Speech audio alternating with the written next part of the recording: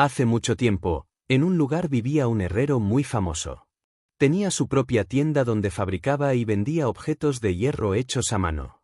Se muestra al herrero trabajando intensamente en su fragua, martillando una pieza al rojo vivo. Aquel herrero poseía su propia herrería tienda en la que comercializaba todas las piezas de hierro que forjaba con sus manos. Entre sus trabajos más impresionantes se encontraban armas y equipo de combate excepcionales, una espada afilada y ornamentada, un escudo decorado con un sol radiante, un guantelete con garras intimidantes, un hacha de guerra y otras herramientas de batalla. Un día, su talento fue reconocido de forma extraordinaria, tuvo la inmensa fortuna de cerrar una venta importante al reino de Quiro, entregándoles un lote de sus armas de calidad superior. La escena muestra un enorme cofre abierto, desbordado de monedas de oro, gemas y tesoros que aparentemente recibió como pago por esa transacción. Un día, el herrero tuvo la gran suerte de vender sus armas al reino de Quiro. En medio de una guerra interminable e intensa, esa venta representó una oportunidad increíble para el de elevar su estatus y reputación. La escena muestra un campo de batalla caótico con soldados en armadura, explosiones de luz / magia, banderas rojas con emblema de fénix / ave flameante ondeando y un ambiente épico de combate. Después de que terminara la guerra, el herrero fue recompensado por sus contribuciones, probablemente por las armas que vendió al reino de Quiro, y recibió el título y la posición de barón. La escena muestra a este personaje, el herrero ahora noble, arrodillado o inclinado en un gesto solemne / respetuoso, con espada en mano y vestido con ropa elegante de noble, chaqueta marrón con detalles dorados. La narración revela que ese mismo herrero es el dueño actual de estas tierras. La historia ha llegado al presente, conectando el pasado con el protagonista o el lugar actual. Donde después vemos a nuestro prota sin sentimientos escuchando todo lo que dijeron de su padre y su historia. Un personaje, probablemente el narrador o alguien que escucha la historia, reacciona con sorpresa y shock, ¡oh, Dios! Está escuchando el relato completo de la vida del herrero, el flashback que hemos visto en las páginas anteriores. Se pregunta o exclama porque se está contando revelando esta historia que todo el mundo ya conoce, o que es famosa conocida por todos. La escena muestra a un hombre con bigote grande y poblado, el mismo del varón / herrero de antes, o alguien relacionado, sudando y con expresión de preocupación o nerviosismo, tal vez porque la historia se está difundiendo de forma inesperada o comprometedora. Hace unas horas, alguien, probablemente el narrador o un personaje que revela la verdad, le está contando o confirmando al protagonista algo impactante, que él es el hijo mayor de la familia Dimitri. El protagonista reacciona con incredulidad y sorpresa, preguntando directamente, ¿me estás diciendo que soy el hijo mayor de la familia Dimitri? En el rostro del joven protagonista, cabello oscuro, expresión seria y ojos entrecerrados con un toque de shock irritación, en un momento de tensión emocional. El personaje principal, aún procesando todo, lanza preguntas llenas de duda y asombro. ¿Entonces este es el reino de Quiro? ¿El mismo que se menciona en las historias y que está situado en el continente de Salamandra? ¿Y un mundo entero llamado Murim, simplemente no existe en absoluto? El hombre mayor, con bigote prominente, expresión tensa y gotas de sudor, responde con voz baja y afirmativa, sí.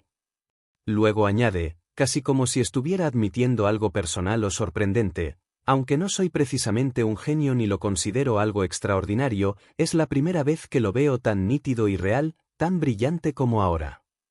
En un lugar donde el mayordomo de nuestro personaje principal recuerda a un grupo de jóvenes de familias adineradas, comenta. Quizás esté influido por alguna droga. Me han dicho que es muy atractivo para los hijos de la alta sociedad en la actualidad.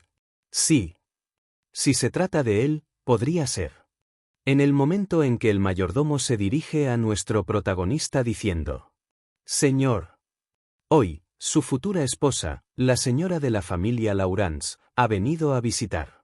El donde el mayordomo reflexiona en su pensamiento que había permanecido aislado en su cuarto por 25 años sin salir, a diferencia de sus hermanos que llevan una vida activa. Donde el mayordomo nos comenta cuál es el nombre que ahora le dan al supuesto imbécil o basura de los Dimitri. Donde el mayordomo comenta a nuestro protagonista: La señora de la familia Laurence aprecia la distinción y el comportamiento. Por eso, prepararse con antelación es. Donde el protagonista responde. Hay algo que tiene más relevancia que eso. Tráeme a la persona más vieja de este lugar. Donde el mayordomo manifiesta. Para mí, este viejo es más significativo que saber cómo vivir en el mundo actual. Lugar en el que el mayordomo reflexiona preguntándose. ¿Qué tipo de individuo podría ser? ¿Cómo es que una persona que ha pasado su vida aquí afirma eso? ¿Pero qué puedo hacer? Debo hacer mi obligación como servidor. Lugar en el que el protagonista le ordena que traiga a esa persona, sacando al mayordomo de sus pensamientos al decir. Comprendido, señor. Posteriormente en la escena actual observamos al viejo afirmando. Este es el conocimiento que tengo. Lugar en que el personaje principal expresa. Su agradecimiento. Ha sido muy útil. Te daré una distinción por esto más adelante. Mientras el viejo se toca la cabeza con rubor manifestando. Ha sido un privilegio poder interactuar contigo. En donde el protagonista reflexiona acerca de su nombre y de su vida anterior. Diciendo en el presente que soy Roman Dimitri, pero en mi vida pasada me conocía por mi verdadero nombre, Bakun. Como individuo de Murim, llevé una vida salvaje y, después de haber cumplido con todo en la vida, asumí mi muerte con calma. No sé por qué, pero desperté en el cuerpo de Roman Dimitri. Donde el protagonista despierta y pensando dice. ¿Es esta la voluntad de los cielos? ¿O es la retribución divina por no aceptar la ascensión? Donde de la nada una persona grita enfadada desde fuera, lo que pone alerta al protagonista y al viejo que lo acompañaba, muy inquieto por el grito que oyeron. Donde observamos luego que un bandido decía furioso, «Maldito niño asqueroso», mientras le daba una patada en la cara al niño. El bandido exclamó, «Simple y llanamente muérete, carajo», mientras la gente a su alrededor estaba nerviosa y no hacía nada por el pobre niño. En un mercado al aire libre, un grupo de personas, incluyendo un tipo con cabello rojo, otro con pelo largo claro y varios con ropa casual, está parado frente a un puesto de frutas. Hay sandías, melones y otros frutos frescos en exhibición. De repente, algo cae o se rompe causando sorpresa o atención entre los presentes, mientras miran hacia el suelo o el puesto. En una escena oscura y dramática, un chico con cabello rojo, probablemente el mismo del mercado anterior, aparece gravemente herido, sangre gotea abundantemente de su cabeza y boca, cayendo por su rostro y brazo. Está inclinado o colapsando, con expresión de dolor o agonía, mientras se escucha lo que los bandidos dicen y lo golpean. Más adelante, observamos cómo dos delincuentes se aproximan al joven de cabello rojo con la clara intención de golpearlo brutalmente hasta matarlo. Mientras uno de ellos le grita, «Mocoso asqueroso», el otro se prepara para propinarle una feroz paliza. En esa escena, el mayordomo de nuestro protagonista solicita respetuosamente permiso para acercarse y observar lo que está sucediendo en ese momento. En ese instante, el mayordomo observa con atención el brazo de uno de los delincuentes y se fija en el tatuaje que lleva. Mientras lo examina, piensa para sí mismo. «Oh, ese tatuaje de colmillos, es». En esa parte, el protagonista se acerca rápidamente y le pregunta a su mayordomo. ¿Qué está pasando aquí?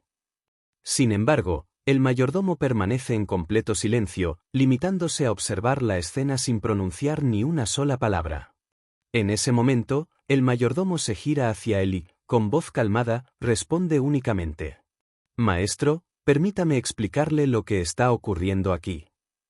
En ese momento, el mayordomo le explica con seriedad. Parece que se trata de los colmillos de sangre.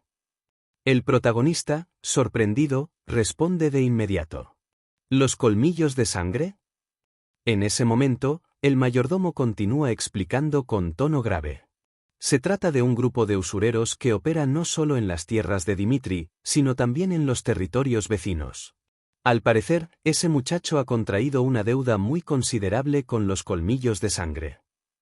El mayordomo, mirando al frente y sin dignarse a voltear hacia donde debería estar nuestro protagonista, murmura. Como ya estamos tan avanzados en esto, actuemos como si nada de esto hubiera pasado por nuestros ojos.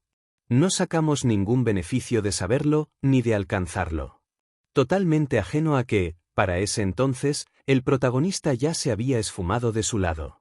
Acercándose con calma pero con mirada afilada, el protagonista alza la voz lo suficiente para que todos lo oigan claro. «Paren. Dejen de hacer eso», dice fuerte, cortante, sin gritar pero con una firmeza que congela el aire. En ese momento, los bandidos se dan la vuelta para ver quién fue la persona que les ordenó detenerse, mostrando expresiones nada amistosas en sus rostros. En ese instante, los bandidos fijan la mirada en nuestro protagonista, quien se va aproximando cada vez más a ellos, mientras el mayordomo, visiblemente inquieto, lo llama y le suplica: «Maestro, por favor, vámonos de aquí». En ese momento, el bandido calvo pregunta con tono directo: «¿Eres tú, Román Dimitri?». En ese instante, el bandido calvo estalla en carcajadas al reconocer que se trata de Román Dimitri, apodándolo de manera burlona como «el noble idiota». Luego, el bandido calvo continúa burlándose, diciendo que solo pasa por alto todo porque él es un noble y gritando cosas como «para», mientras el protagonista muestra un rostro lleno de furia al escuchar las palabras del bandido calvo.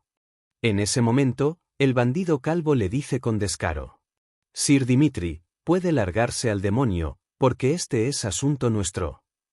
Mientras se observa que uno de los bandidos con polo negro tiene al chico del polo rojo sujetado de la cabeza, riéndose junto a los demás bandidos.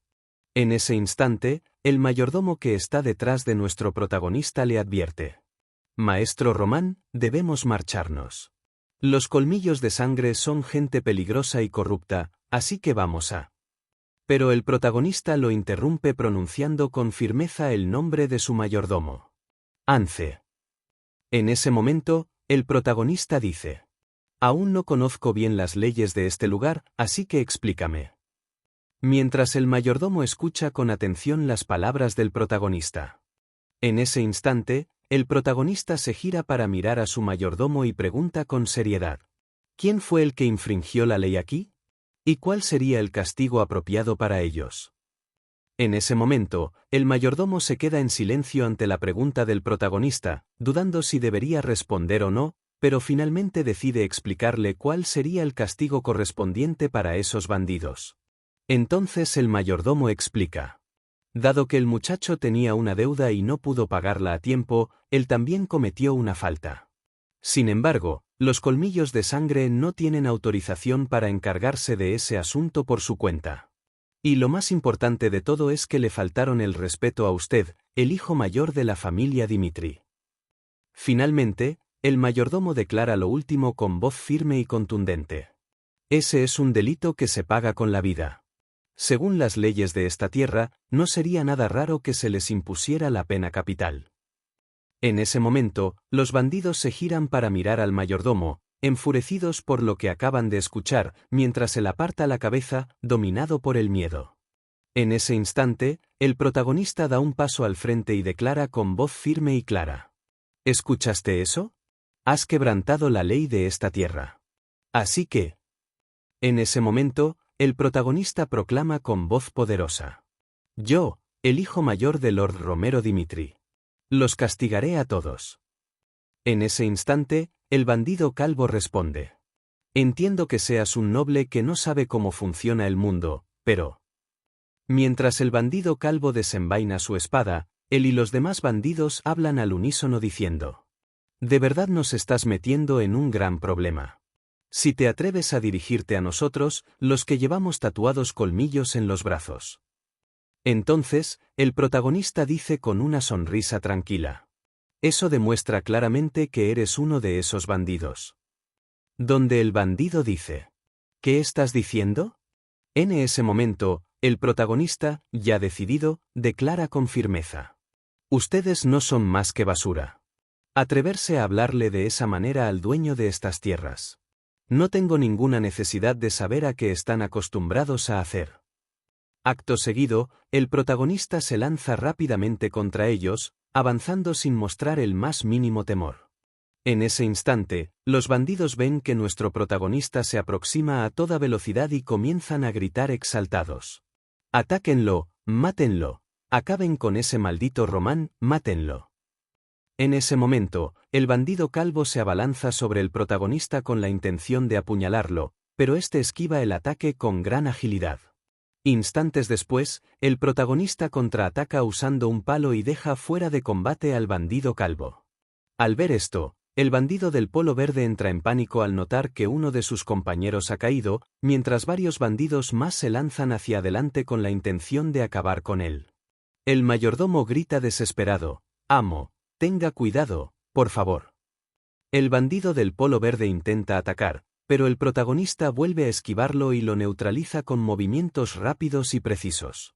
El mayordomo queda completamente impactado, pensando para sí mismo: «Ese es mi maestro, ese es Román Dimitri», al presenciar cómo derrota a sus enemigos sin mostrar compasión, sembrando el miedo entre los demás bandidos. Mientras se encarga de ellos, el protagonista reflexiona en silencio. Recuerda que lo primero que vio al abrir los ojos fue un testamento escrito por Román Dimitri y restos de una vida autodestructiva. El reino de Quiro, constantemente envuelto en guerras, había obligado a cada casa noble a enviar un representante, y Román, elegido para servir en el ejército, había tomado una decisión cobarde por miedo. Fue una vida miserable, pero sin importar cómo hubiera sido. Entonces, el protagonista recuerda su vida pasada y se dice a sí mismo que el verdadero dueño de este cuerpo es el líder de la secta de los demonios celestiales, Bak Hon-yuk.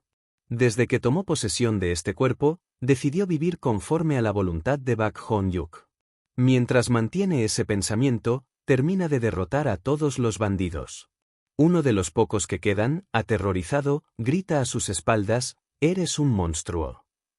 El protagonista gira la cabeza para mirarlo, y el bandido, presa del pánico, intenta huir, pero es atrapado de inmediato. El hombre comienza a suplicar a gritos, rogando que lo suelten.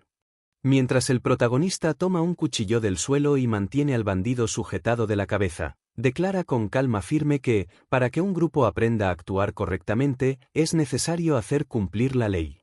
Añade que no le quitará la vida, pero que aún así debe pagar por haber hablado con tanta crueldad. A continuación, el protagonista lo castiga de manera ejemplar, provocando una escena que aterroriza a las personas que observan alrededor. Sin mostrar temor alguno, continúa hablando con voz decidida. «Mi nombre es Román Dimitri. Si a alguno de ustedes no le agradó el castigo que impuse, entonces pueden venir a buscarme cuando lo deseen». Esto fue el capítulo 1 milla gente, espero les haya gustado. Quizás sube el capítulo 2, espero les haya gustado. Si así dejen su me gusta y suscríbanse, lo quiero.